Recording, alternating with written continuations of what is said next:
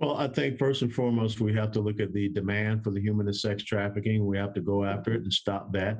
We have to have very, very harsh penalties for that. The stash houses, things of this nature, we need to find them. We need to empower our constitutional law enforcement officers, which are our sheriffs, to do even more that they can, and especially in apprehending and deporting these individuals, but arresting them and charging them with the real crimes, not about trespassing, which is a misdemeanor. It's about being involved in the human and sex trafficking.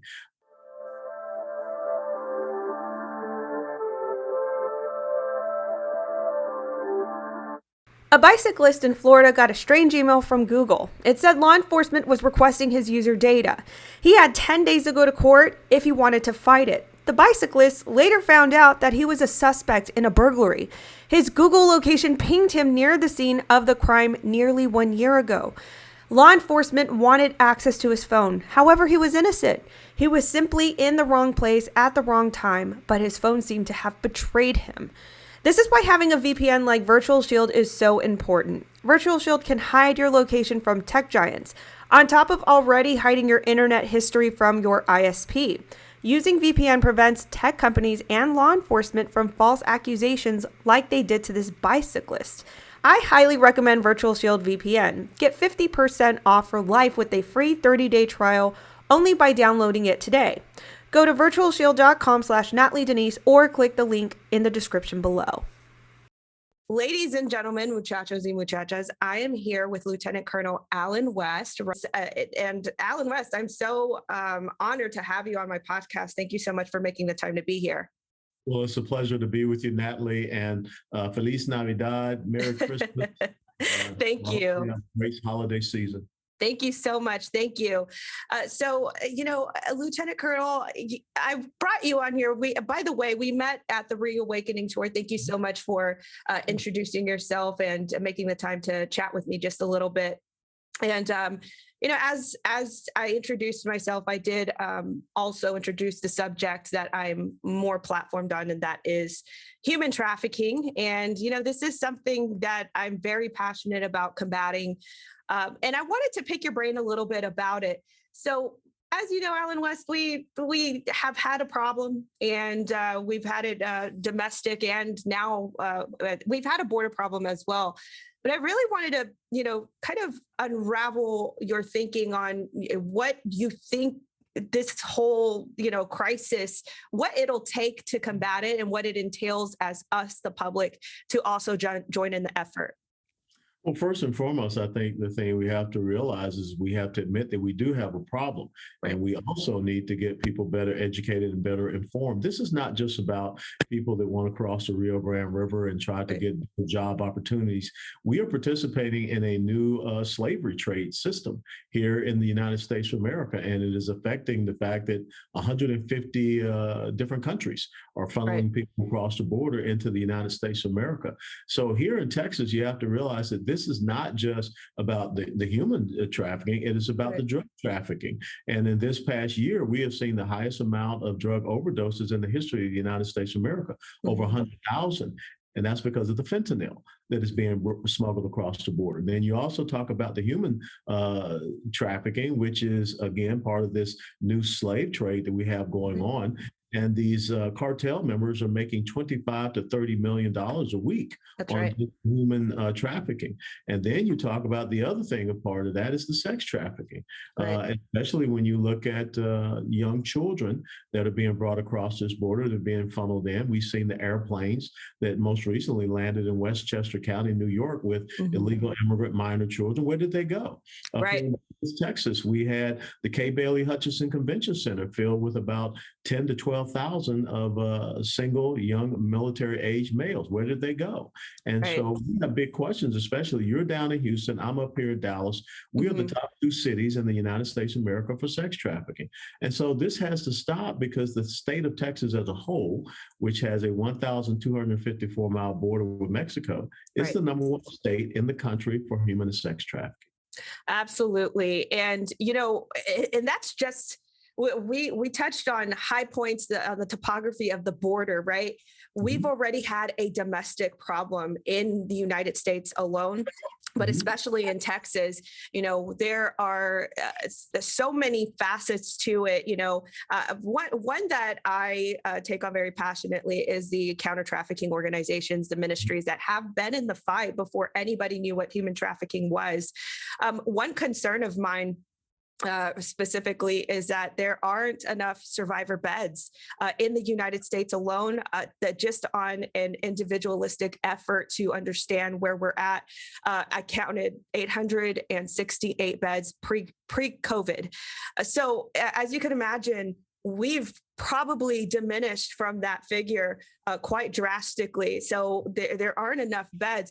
What is your idea for, addressing this problem in not just in the United States, Texas alone, but, what is something that we can do as individuals to build that out and make more resources out there for our domestic problem? Well, I think first and foremost, we have to look at the demand for the human and sex trafficking. We have to go after it and stop that. We have to have very, very harsh penalties for that. The stash houses, things of this nature, we need to find them. We need to empower our constitutional law enforcement officers, which are our sheriffs, to do even more that they can, and especially in apprehending and deporting these individuals, but arresting them and charging them with the real crime. It's not about trespassing, which is a misdemeanor. It's about being involved in the human and sex trafficking.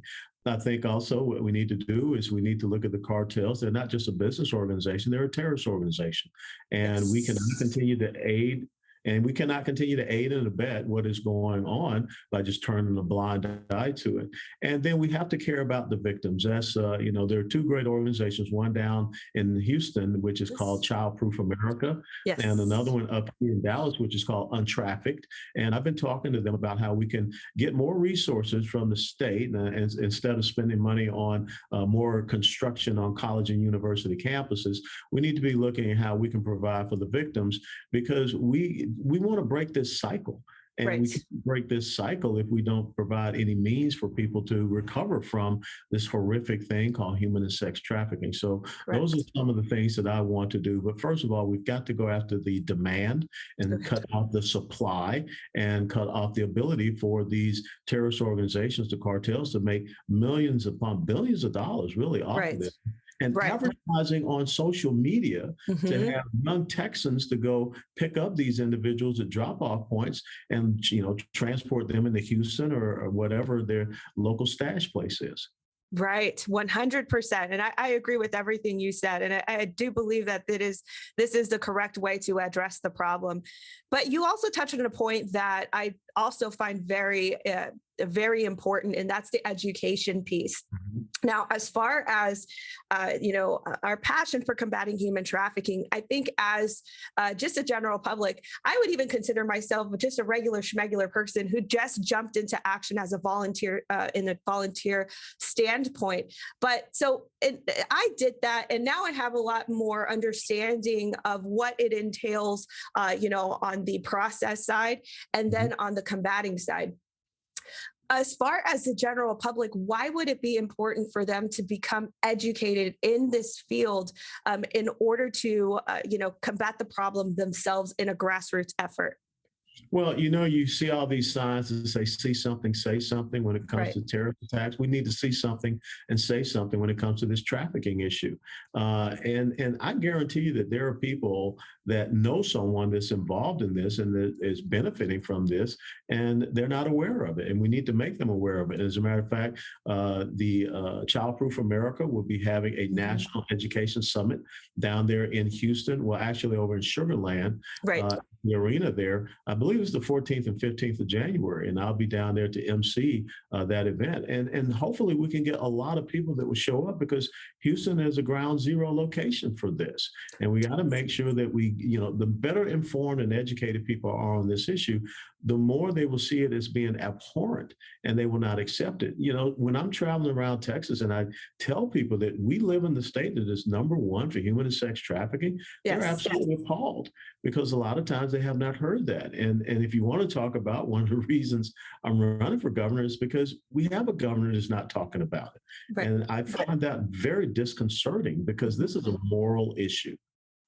100%. And yes, the Childproof America Education Summit happening January 15th will be an awesome opportunity for anybody to come in and learn on the different facets of human trafficking, because that's really where our areas need to be. That's where we need to explore.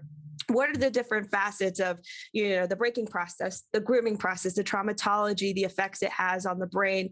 There are so many things to understand. And the reason why it is so important for us to understand as a general public is because, it's happening at such a rampant rate that it can affect the home. It can knock at your front door. How do you think if we can identify this and nip it in the bud, as we recognize it, how do you think this will affect households, in recognizing these traits or, the different processes in human trafficking? Well, I think that there are going to be a lot of people that are shocked in some very prominent neighborhoods and communities here in Texas, being in Houston, Dallas, wherever, right, when they are learning that their communities are ground zero. And I think that we need to develop the heat maps that we can put out there that people can show and they can pay attention. It's just the same as you can go and look up on a map, if you have any sexual predators that have been released into your community, to your area, and they're living there. That was something that I did when I retired from the Army, and I, went into the civilian community right, because I had 2 daughters, and I wanted to make sure that I was aware of what was going on around me.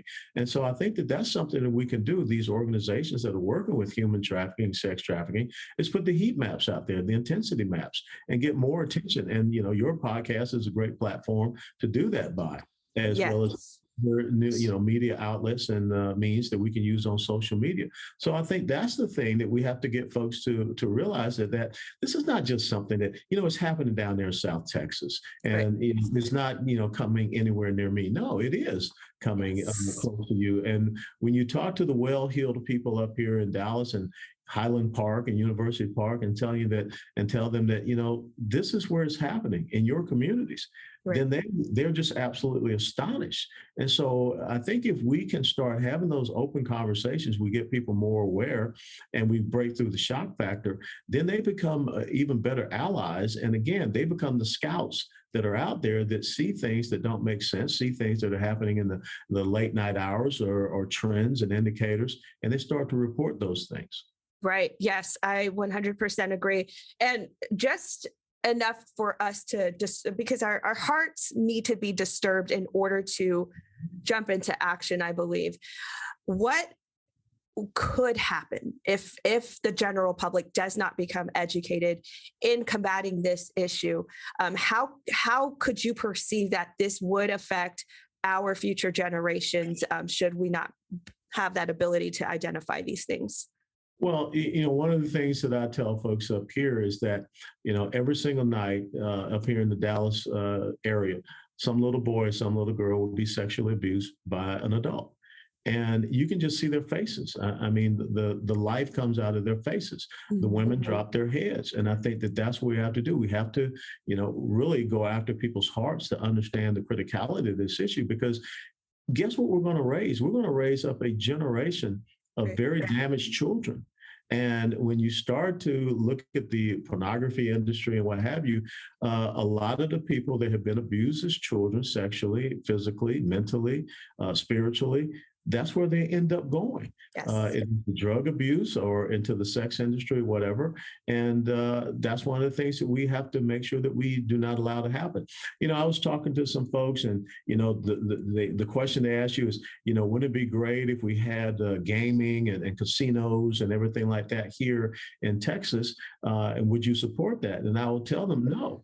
The reason why I don't want to support that is because with those casinos comes the sex industry. And with the sex industry, it comes the human and the sex trafficking. And I said, just look at Las Vegas. Look at the second and third order effects. Sure, you can go out and see the great shows and all the bright lights and everything. Right. But what's happening in the alleys? What's happening some of the back streets and some of the other things that are going on? We don't want to see that happen here in Texas. And so I tell them, until we can rectify the situation of human and sex trafficking, we should not be talking about bringing casinos here, because guess what? The cartels are going to fight over who controls that terrain for the money that they can benefit from. So that's how we have to see this as a system. Absolutely. And you hit all the points on the head, because it's exactly, you're correct. When we fuel these types of industries, it indiscreetly because we can't visibly see how it affects the supply and human and sex trade, but it does. It absolutely fuels that industry, and we have got to address that and understand how that affects that area. Now, I want to pivot just a little bit to the border, and I think this is something that you're also knowledgeable in. Over the summer, I actually spent a lot of time reporting from the border, and witnessing this for myself has been a life-changing experience. You hear about it, you maybe might see a report here on there, maybe not, but if you do, it's maybe on a once every a blue moon, but there is not enough reporting out there on what's going on at the border. Mm-hmm. And what is happening is just, it's unfathomable in our lifetime. What are things that we can do in Texas at a gubernatorial level to combat this? And I'll just mention this one thing. I saw about a couple months ago where there were state troopers who are not trained to crowd control or, anything in that area within the border. And I saw them that they were staging some sort of trooper unit along the border wall to deter, migrants from coming into the country.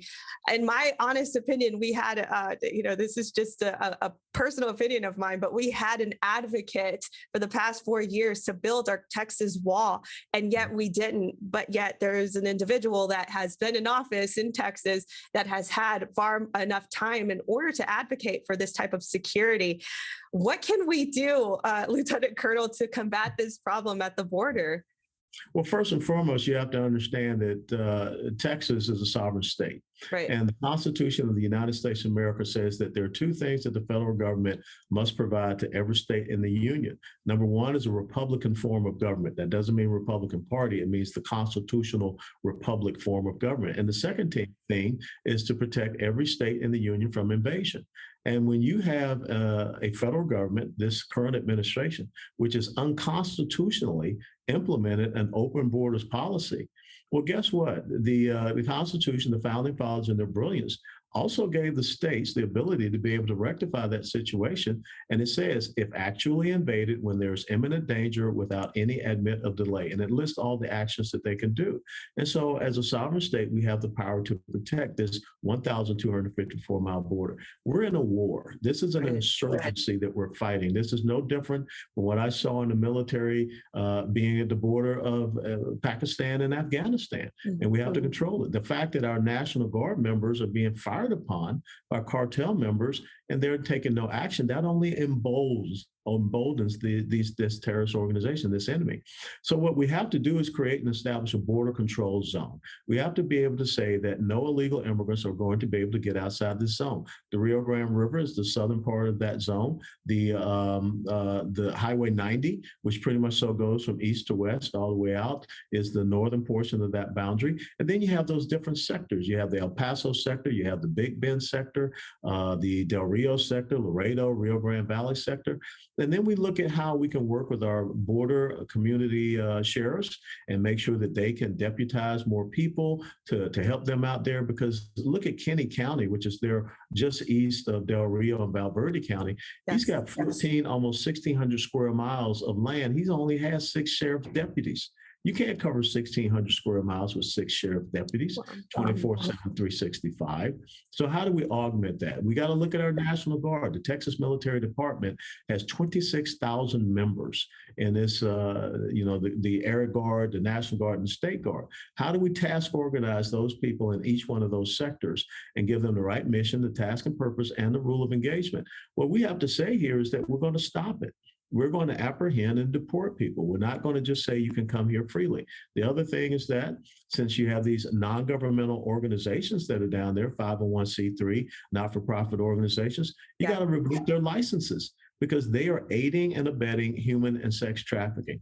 And if they continue to try to do so, then you charge them with a felony offense in the state of Texas and you put them in jail. So we have to be that harsh. And then, of course, I think, number one, you got to designate the cartels as a terrorist organization. And when you do that, you can go after these banks where they have their assets and their resources. You freeze those assets and resources. You seize those assets and resources. People here on this side of the Rio Grande and the state of Texas that are working with the cartels, it's not just about jailing them. It's about seizing their assets, seize their houses, take their cars and sell that and use it for our own border control fund. And then again, we do need to look at how we can finish the work with that physical barrier. They call it the wall. It does not need to go, the full 1,254 miles, but there are certain places where it makes sense topographically and geographically for that wall to be there. And then you channel people into areas that you can better control, infiltration routes and things of that nature. So again, those are some of the things that I think we have to do, because by the end of this year, Natly, we're going to see 2.5 to 2.6 million illegal immigrants that have come into this country. This is a record high. And the population of Dallas is only 1.7 million. So we have allowed the population of Dallas to come into the state and then to the country illegally. Wow. So you touched on some very intricate parts, some that I didn't even expect a lot of people to know. So, which indicates that you are really looking into this at a close scope. And I do appreciate that. Lieutenant Colonel Alan West, thank you so much for touching base with me and especially addressing these important facets within the ugly industry of human trafficking. You will be here January 15th in Houston, Childproof America National Summit of Education on Human Trafficking. Thank you so much again. And I can't wait to work with you in January. I will also be speaking. So guys, if you can, please come out to Houston, Texas, Sugar Land. We will need you guys to be educated on this subject in order for all of us to combat this at a grassroots level. So once again, thank you so much, sir. I really appreciate it. Thank you, Natly, and Happy New Year as well as a Merry Christmas. Thank you so much.